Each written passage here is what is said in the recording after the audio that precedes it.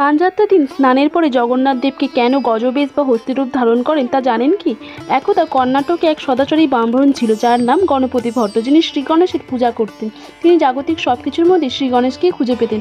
গণেশজি ছাড়া অন্য কোনো মন্দিরে যেতেন না এবং অন্য দেবেরও দর্শনও করতেন না।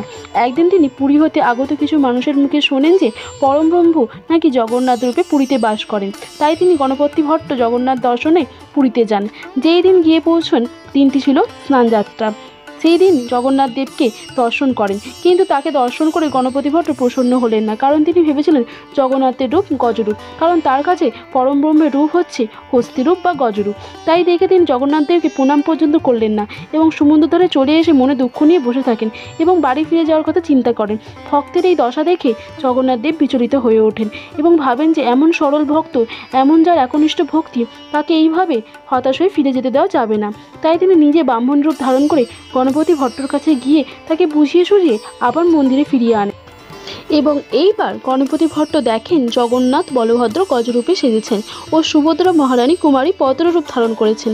এই রূপ দেখে ভক্ত অশ্রু বিগলিত হয়ে প্রণাম করলেন এবং বলেন যে আপনি এতই দয়ালু প্রভু যে আমার মতো এক ভক্তের জন্য আপনি গজরূপ ধারণ করেছেন। আমি মূর্খ ছিলাম যে আমি ভগবানের মধ্যে ভেদ করেছি। এরপর ভক্ত তার ভুল বুঝে ক্ষমা চাইলেন এবং বুঝলেন যে পরমেশ্বর একজনই, ভিন্নতার রূপ। যে ভক্ত যেমন করে ভগবানকে দেখতে যায়, ভগবান সেই ভক্তের জন্য তেমনই রূপ ধারণ করেন, সে কৃষ্ণ, শিব, জগন্নাথ বা গণেশ যাই হোক না কেন। তাই তো আজও জগন্নাথ স্নানযাত্রার দিন গজবেশ ধারণ করেন। জয় জগন্নাথ।